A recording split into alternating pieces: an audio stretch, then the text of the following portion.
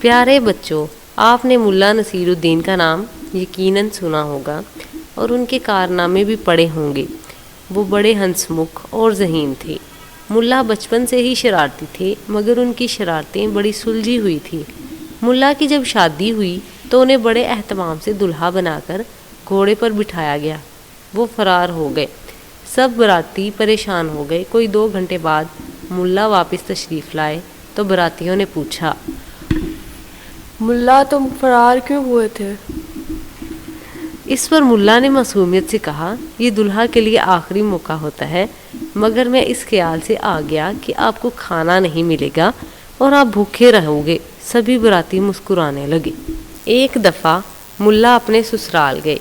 ان کی ساس محترمہ خود کو بہت چلاک سمجھتی تھی۔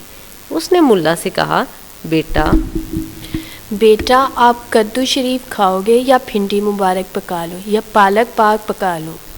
اس پر ملا نے مسکین سی صورت بنا کر کہا، میں گناہ گار بندہ ہوں اور میرا وضو بھی نہیں جو ان مقدس سبزیوں کے نام بھی لوں۔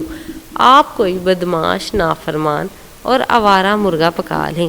اس پر ان کی ساس اپنا سا منہ لے کر رہ گئی۔ مجبوراً انہیں مرغا پکانا پڑا۔ ملا ایک بار اپنی زوجہ محترمہ کے ساتھ سفر میں تھے۔ ان کی زوجہ نے کہا، ملا جی بہت پیاس لگی ہے، کوئی اچھا سا مشروب ہی پلا دے۔ گدھے پر سوار ملا نے کہا، اگلی سی رائے آئے گی تو تمہیں بھنا ہوا مرغ، املی والی چٹنی، لیمن والا سلاد اور ٹھنڈا اور بہترین مشروب پلاؤں گا۔ اس پر ان کی زوجہ نے خوش ہوتے ہوئے کہا، واہ ملا جی، بھنا ہوا مرغ، چٹنی اور املی کا سن کر منہ میں پانی بھر آیا۔ ملا نے کہا، اسی پانی سے کام چلا لو، گھر جا کر پانی پئیں گے۔